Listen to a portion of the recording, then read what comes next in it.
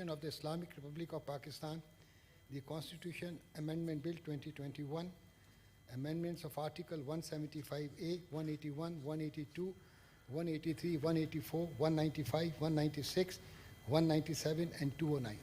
जी फारूक साहब, पूरा कॉन्स्टिट्यूशन में आप चेंजेस कर रहे हैं, बताएं जी. सर, ये जो अमेंडमेंट्स हैं, there are 9 amendments which I have proposed. Insertion in the Constitution with regard to the judiciary. ये Part 7, Chapter 1, 2 and 3 है of the Constitution, जिसके अंदर इन आर्टिकल्स का जिक्र है. आर्टिकल 175A जो है, उसका जो क्लॉज 3 है, वो ये कहता है कि प्रेसिडेंट अपॉइंट करेंगे मोस्ट सीनियर जज of the supreme court as the chief justice of Pakistan.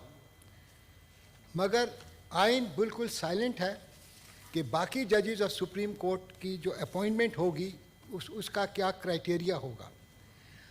आइन भी साइलेंट है और जुडिशल कमीशन ऑफ पाकिस्तान ने जो रूल्स बनाए हैं under article 175A with regard to the appointments of the जजेस of the superior courts, high court and supreme court, उनके रूल्स भी साइलेंट है कि क्या क्राइटेरिया होगा एक जज को सुप्रीम कोर्ट के लिए अपॉइंट करने के लिए. इस मुल्क के अंदर इस वक्त 5 हाई कोर्ट्स हैं इंक्लूडिंग इस्लामाबाद.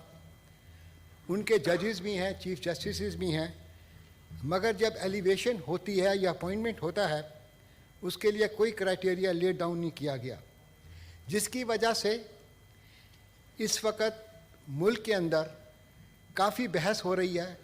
वकला की जो तंजीमें हैं वो ये चाहती हैं कि जो एलिवेशन हो या अपॉइंटमेंट हो वो सीनियरिटी के बेस पर हो. एक अल जिहाद ट्रस्ट केस की जजमेंट है सुप्रीम कोर्ट की, वो हाई कोर्ट के जजेस के लिए है कि जब हाई कोर्ट के जजेस को अगर चीफ जस्टिस बनना है तो एक लेजिटिमेट एक्सपेक्टेंसी की बात उन्होंने की है. इसी तरह एक और जजमेंट है, वो ये कहती है फिटनेस एंड मेरिट को भी देखा जाए. मगर आइन बिल्कुल साइलेंट है और रूल्स भी इसके बारे में जो जुडिशल कमीशन ऑफ पाकिस्तान ने बनाए हैं वो भी साइलेंट हैं.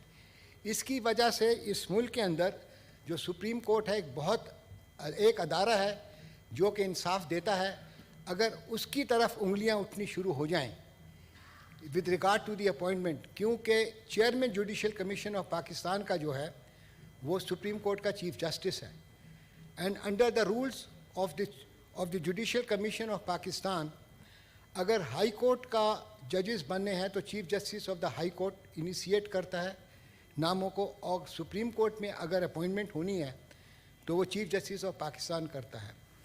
इन सब चीज़ों को मद्देनज़र रखते हुए जो मैं अमेंडमेंट प्रपोज कर रहा हूँ कि जजेस ऑफ सुप्रीम कोर्ट भी जो अपॉइंट होंगे उनको देखा जाएगा, उनकी सीनियरिटी डिटरमिन की जाएगी with regard to the dates of appointment as जजेस ऑफ द हाई कोर्ट. और उनकी अगर एक ही दिन में अपॉइंटमेंट हुई है हाई कोर्ट के अंदर तो उनकी एज को देखा जाएगा. जो उम्र में ज़्यादा है उसको पहले प्रेफरेंस दी जाएगी, क्योंकि इस वक्त जो है 5 कोई क्राइटेरिया नहीं है. 5 हाई कोर्ट्स हैं, किस हाई कोर्ट से ले लिया जाए. क्या पंजाब की सीट खाली होगी, क्या पंजाब से ही आएगा या सिंध से आएगा, या सिंध की खाली हुई है बलूचिस्तान से आएगा या पंजाब से आएगा. तो ये पिक एंड चूज़ हो जाता है. इस चीज़ को ख़त्म करने के लिए मैं ये तजवीज़ कर रहा हूँ कि तमाम हाई कोर्ट के जजेस की सीनियरिटी को मद्देनज़र रखते हुए, ताकि ये फेडरेशन जो है, ये जो कोटा सिस्टम है जब चल रहा है, इसको बिल्कुल इम्प्लाइडली चल रहा है, इसको ख़त्म किया जाए. और सीनियर मोस्ट जज होगा जो भी हाई कोर्ट का होगा, अगर खाली होती है जगह तो उसको अपॉइंट किया जाए. ये एक मेरी पहली अमेंडमेंट है. दूसरी जो मेरी अमेंडमेंट है आर्टिकल 181 ऑफ द कॉन्स्टिट्यूशन के अंदर है.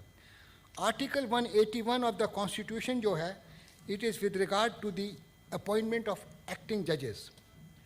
किसी वक्त अगर सुप्रीम कोर्ट में कोई वैकेंसी है और कोई जज काम नहीं कर सकता तो प्रेसिडेंट के पास पावर है कि वो एक एक्टिंग जज लगाए.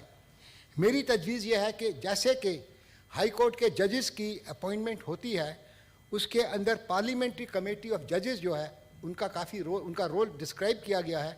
इसके अंदर भी आर्टिकल 181 के अंदर कोई एक्टिंग जज लगेगा, उसके लिए भी ये ज़रूरी है कि उसका subject to the confirmation by the parliamentary committee.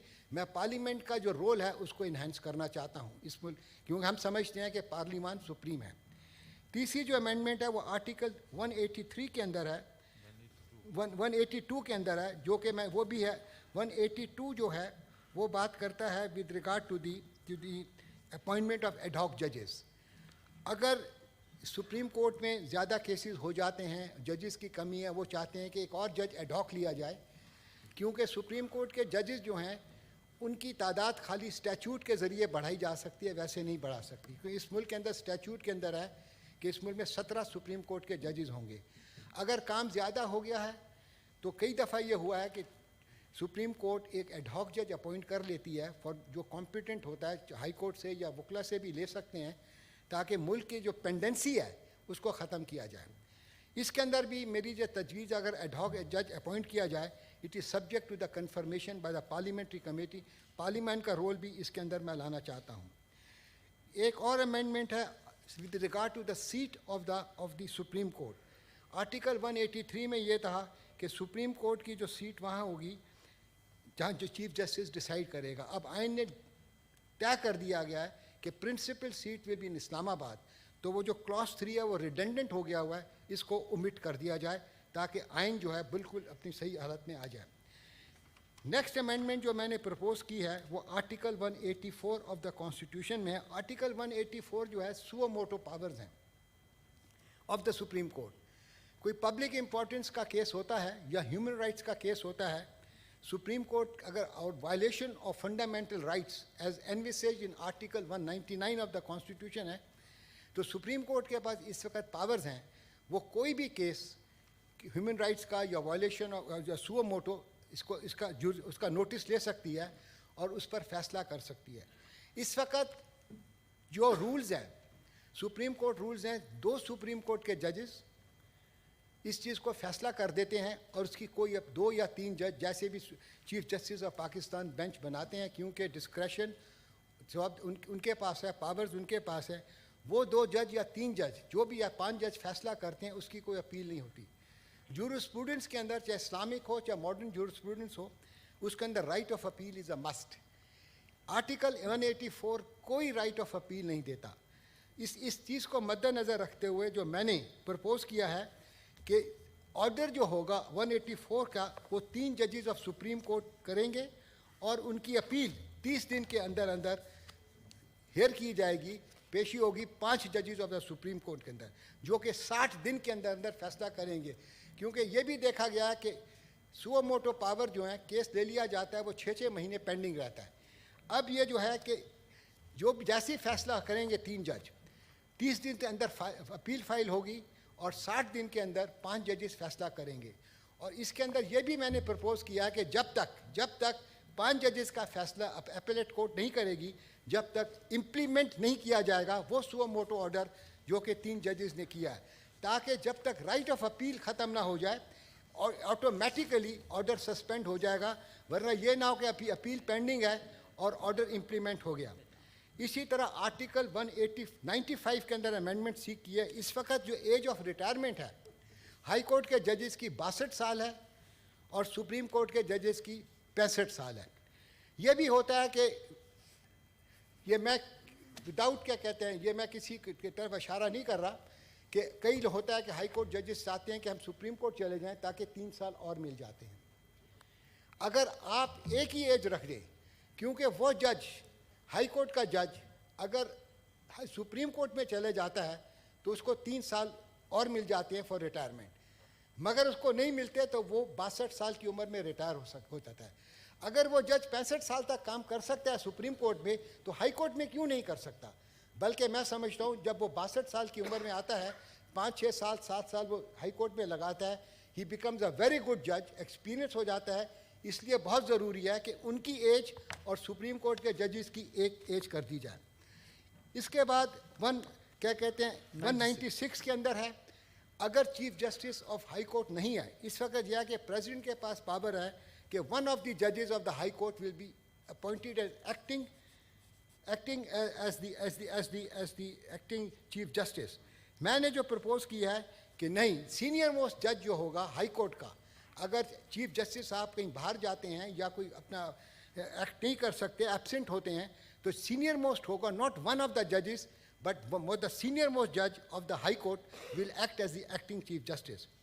इसी तरह आर्टिकल 197 के अंदर एडिशनल जजेस की जो शिक है उसके अंदर भी है कि पार्लियामेंट कमेटी जो है, पार्लियामेंट्री कमेटी से कन्फर्मेशन मस्ट है एडिशनल बनाने के लिए। आखिरी जो अमेंडमेंट मैंने तजवीज़ की है वो है आर्टिकल 209 की।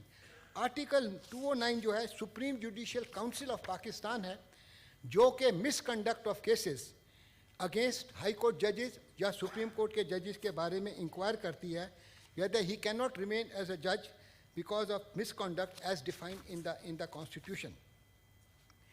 इसके अंदर एक कंप्लेंट आ जाती है, रेफरेंस आ जाता है, वो पड़ा रहता है, उसका कोई फैसला नहीं होता। हमने ये देखा है कि सालों साल जो कंप्लेंट आई है किसी जज के खिलाफ उसका फैसला नहीं हुआ। जो प्रपोज की गई है अमेंडमेंट के, जैसे ही कंप्लेंट आएगी, जैसे ही रेफरेंस होगा और रेफ़र किया जाएगा चीफ जस्टिस ऑफ पाकिस्तान को, वो जो सुप्रीम जुडिशियल काउंसिल है 90 दिन के अंदर अंदर इसका फैसला करेगी फ्रॉम किसी भी सोर्स से या प्रेसिडेंट ऑफ पाकिस्तान से, और उसके बाद वो अपना रिपोर्ट देगी। क्योंकि इसमें अब टाइम लिमिट डाल दी गई है कि 90 दिन के अंदर फैसला ज़रूरी है, ये नहीं कि सालों साल वो कंप्लेंट पड़ी रहे। ये मैंने अमेंडमेंट्स प्रपोज की हैं। अगर हाउस समझता है कि इसको रेफ़र किया जाए कमेटी को तो I would be grateful. Thank you sir. जनाब अली मोहम्मद खान साहब, minister of state for parliamentary affair, is it opposed? सबसे पहले तो मैं शुक्रिया अदा करता हूँ फ़ारूक नाइक साहब का, जिन्होंने ये इस पे काफ़ी अर्करेज़ी की है। लेकिन साथ साथ चूँकि लीगल मैटर्स हैं, कॉन्स्टिट्यूशनल